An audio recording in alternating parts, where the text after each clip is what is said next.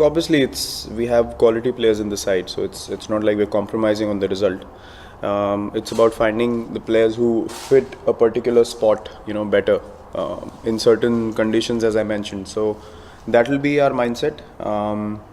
As I said, we're going to play the World Cup in England, which is going to be very different from what we get back home as well. So people who might be doing well at home might necessarily not repeat their performances in England, so it's very different. So we'll have to figure out which player's game suits the team best in particular conditions that we play at a particular spot.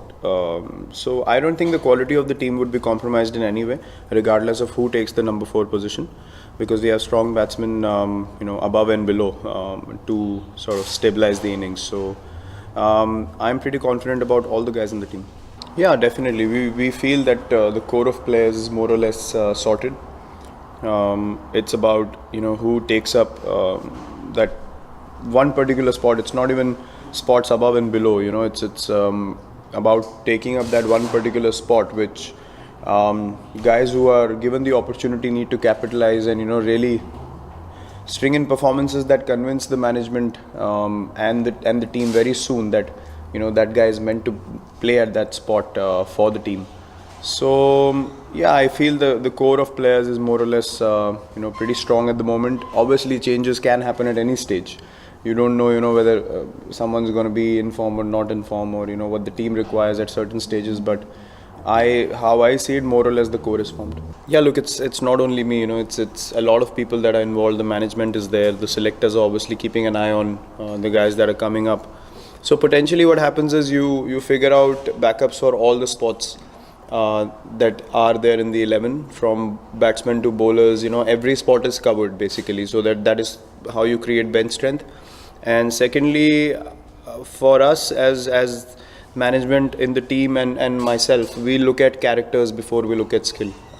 We look at a guy who's scored a 40 when the team needed it the most, compared to a guy who's scored runs but they might not have affected the state of the game that much. So we look for game changers. We look for guys who embrace pressure, and we look for guys who want to be in difficult situations, because one day cricket, you don't have another day to come back and do something extra. You have to make decisions there and then, and the game is done in the evening. So yeah, you need to be at the top of your game, and that is probably the most important factor that we keep in mind going ahead.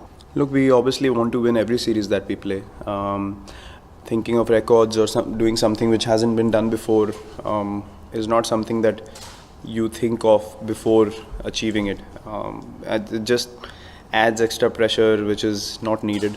Yeah, but we took a lot of confidence from that last test. As batsmen, definitely everyone is looking forward to stepping up, forgetting the things that have happened in the test series, improving on them but not keeping them in the back of the head, and going out there and expressing ourselves. Obviously the wicket's going to be much better throughout the series because of the format and how this pitch looks pretty balanced, I would say, for a good game of cricket. So yeah, it's basically down to, you want to win every game and every series that you play, but to do that you need to go through a process, and we just want to focus on those processes. And if we end up winning the series, we'll obviously be happy about it, but it's too early to even speak about those things. You need to be at the top of your game throughout, especially against a side who's strong at home, and they play a very good brand of ODI cricket here. They're very expressive, so it'll be a tough competition.